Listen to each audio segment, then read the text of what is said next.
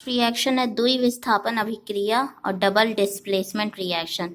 Displacement reaction में जो था विस्थापन अभिक्रिया, उसमें आप लोगों ने देखा था जो अधिक क्रियाशील तत्व होते हैं वो कम क्रियाशील वाले तत्व को उस कंपाउंड से यौगिक से स्थानांतरित कर देते हैं, उसे विस्थापित कर देते हैं, हटा देते हैं। ठीक, इसमें क्या होगा, इस अभिक्रिया में उत्पादों का निर्माण यानी जो भी प्रोडक्ट बनेगा वो किससे बनेगा, दो यौगिकों के बीच के आयनों के आदान प्रदान से। आदान प्रदान यानी दोनों लोग एक्सचेंज करेंगे, किनके बीच होगा, ये यौगिक के बीच यानी कंपाउंड्स के बीच। और उन कंपाउंड्स के बीच में भी किसके बीच में होगा, आयंस के बीच में। ठीक, आवेशों के बीच में। अब देखते हैं आवेश होता क्या है। 9th क्लास में तुम लोगों ने पढ़ा था पॉजिटिव आयंस और पॉजिटिव चार्ज और नेगेटिव आयंस और नेगेटिव चार्ज। ठीक, ये किसी भी तत्व पे क्यों आता है। अब ये नेगेटिव आयन है, ये क्लोरीन पे क्यों आया है, क्योंकि ये किसी और से क्या ले सकता है, इलेक्ट्रॉन्स ले सकता है, इसीलिए हम कहते हैं इसे इलेक्ट्रॉन एक्सेप्टर। और इसने इलेक्ट्रॉन दूसरे तत्व से लिया, दूसरे एलिमेंट से लिया, तो इसमें माइनस का निशान आ गया यानी ऋणात्मक आवेश आ गया। यहाँ पे देखो पॉजिटिव आयन और पॉजिटिव चार्ज, सोडियम है, सोडियम पे प्लस चार्ज है। क्यों, क्योंकि ये इलेक्ट्रॉन दे सकता है, ये इलेक्ट्रॉन देता है यानी ये डोनर है और ये एक्सेप्टर है। ठीक, इसलिए इस पे चार्ज आ गया है। इस अभिक्रिया में ये जो चार्ज होते हैं इन्हीं का रोल ज्यादा होता है। यहाँ देखो एक इक्वेशन है, इक्वेशन में सोडियम सल्फेट, बेरियम क्लोराइड। ठीक, यहाँ पे देखो अगर हम इस पूरे कंपाउंड की बात करें, यौगिक की बात करें, तो इसमें सोडियम अलग है, सल्फेट अलग है। ठीक, दोनों मिलके क्या बना रहे हैं, सॉल्ट बना रहे हैं, लवण बना रहे हैं। और अब यहाँ पे देखो बेरियम क्लोराइड, क्लोरीन अलग है, बेरियम अलग है, दोनों मिलके क्या बना रहे हैं, बेरियम क्लोराइड। बेरियम क्लोरीन नहीं, बेरियम क्लोराइड। अब इसमें बेरियम में प्लस चार्ज, क्लोरीन में माइनस, क्योंकि ये ले सकता है और ये इलेक्ट्रॉन दे सकता है। ठीक, यहाँ पे सोडियम में प्लस चार्ज, सल्फेट में माइनस चार्ज। ठीक, दोनों जब रिएक्शन करेंगे यानी जो दोनों जब किसी भी अभिक्रिया में पार्ट लेंगे तो ये प्लस है तो ये किसकी तरफ जाएगा, माइनस की तरफ।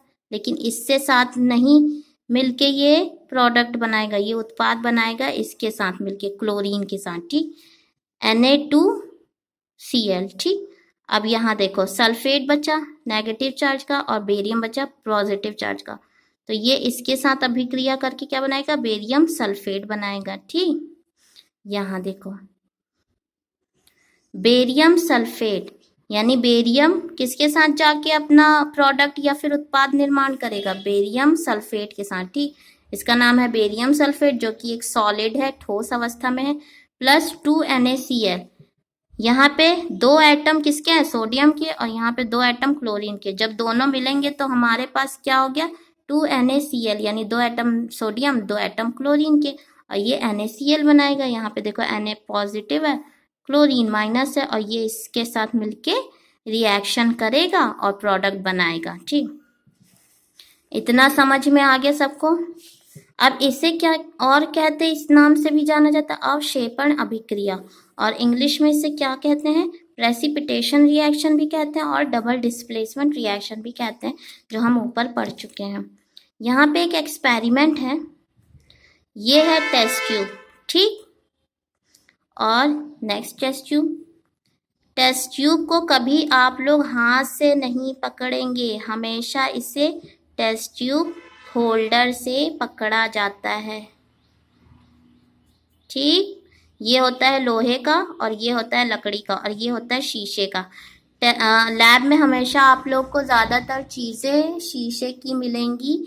क्यों, क्योंकि वहाँ पे जब रिएक्शन होते हैं, जैसे आप लोग को अगर कुछ हीट करना हो, जलाना हो या फिर कुछ गुनगुना करना हो, तो बर्नर वर्नर सब कुछ मौजूद रहता है। आपको केयरफुली सारे एक्सपेरिमेंट करने पड़ते हैं according to your book, according to your teachers instruction. ठीक, अब यहाँ पे टेस्ट ट्यूब में हमने ले लिया सोडियम सल्फेट। ठीक, इसमें लिया, ये भी देखना पड़ेगा कि कितने ml लेना है, 5 ml, 10 ml, कितने ml, 2 ml। तो आपके पास एक होता है पिपेट।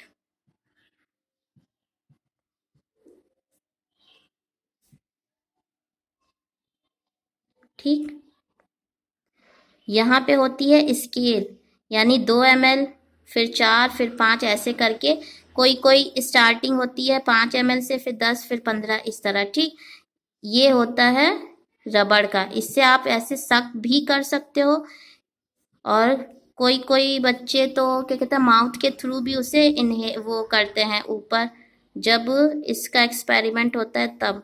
लेकिन जो माउथ के थ्रू होता है वो थोड़ा हार्मफुल होता है, क्योंकि कभी कभी एसिड भी चला जाता है मुंह में और उससे नुकसान पहुंच सकता है, कुछ बच्चे जल भी जाते हैं। ठीक, तो be careful for your 11th and 12th standard, और एक्सपेरिमेंट तो आपको करना ही पड़ेगा if you are a science student. बात करेंगे हम सोडियम सल्फेट की। टेस्ट ट्यूब में सोडियम सल्फेट तुमने लिया, उसके बाद हमने दूसरे टेस्ट ट्यूब में बेरियम क्लोराइड लिया। अब इसको हम धीरे धीरे यहाँ से पोर करेंगे, यानी इसे यहाँ से डालेंगे टेस्ट ट्यूब, और या फिर अगर बीकर का यूज कर रहे हो तो एकदम से कोई चीज नहीं डालनी है, क्योंकि कभी कभी ब्लास्ट भी हो जाता है, चीजें टूट सकती हैं और आपके ऊपर एसिड भी गिर सकता है। ठीक, जब एसिडिक कोई रिएक्शन किया जाता है, इसलिए हम हमेशा धीरे धीरे इसमें से ऐसे ऐसे किनारे से हमेशा डालने की कोशिश करिएगा जब भी आप लोग एक्सपेरिमेंट करें। जब आप सोडियम सल्फेट को बेरियम क्लोराइड से मिलाएंगे तो क्या होगा, यहाँ पे एक सॉल्यूशन बनेगा। जो ऊपर वाला पार्ट क्या होगा, कलरलेस होगा, जो कि ये बताता है कि यहाँ पे NaCl बन रहा है, और नीचे वाला पार्ट वाइट कलर का ही होता है। यहाँ पे मैंने थोड़ा अलग दिखाने के लिए इसे येलो येलो कर दिया, लेकिन डोंट वरी, ये वाइट होता है, और ये इस तरह को शो कर रहा है कि यहाँ पे एक प्रेसिपिटेट बन रहा है, यानी प्रेसिपिटेट फॉर्मेशन।